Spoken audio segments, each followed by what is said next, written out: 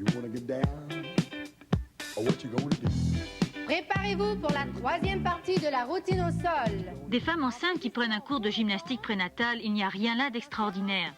Sauf lorsqu'on apprend que ce genre d'endroit est plein à craquer et que les services de maternité des hôpitaux ne savent plus où donner de la tête. Toutes ces futures mères se préparent à un événement qu'elles vivront avec plus de 42 000 fans cette année en Colombie-Britannique. Tout le monde semble constater que l'on voit de plus en plus de bébés et de femmes enceintes autour de soi, pas seulement dans la rue, mais au travail et pour beaucoup d'entre nous dans notre cercle social. Qu'est-ce qui se passe? Assistons-nous à un baby boom? Ah oui, dans les dernières 2 années, nous avons plus d'enfants nés à notre province que dans tous les records pour la province.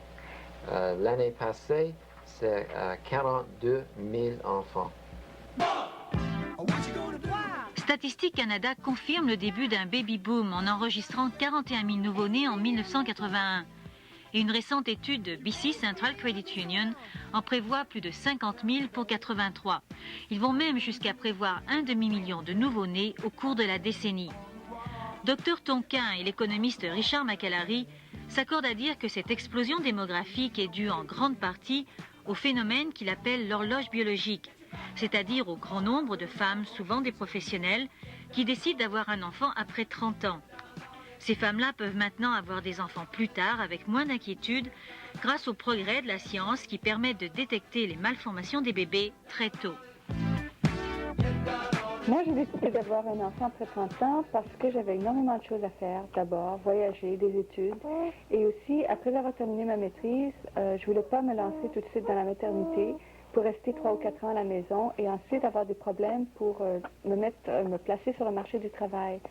Donc, qui sont les nouveaux parents des années 80?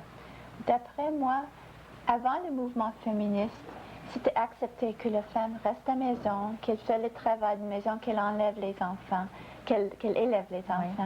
Puis quand le mouvement féministe est devenu très fort, c'était comme ça, là, tout à l'autre direction, puis ce n'était pas accepté d'être mère.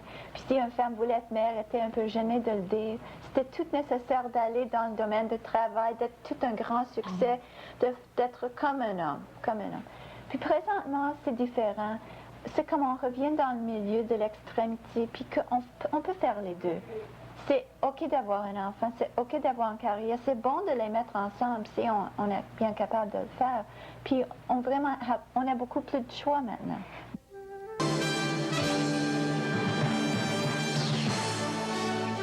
Cecilia Walter est un exemple type de la nouvelle mère des années 80. Sa carrière est une réussite et son enfant est un choix pesé et pensé. Chaque soir, après avoir lu les nouvelles sur les ondes de CBC, elle rentre chez elle pour s'occuper de son petit garçon de 9 mois. Cecilia, why have you decided to have a child after 30? The timing was just right. I was at the right age.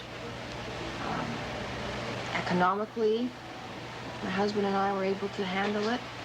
My career was at the right stage. Everything was just fitting in.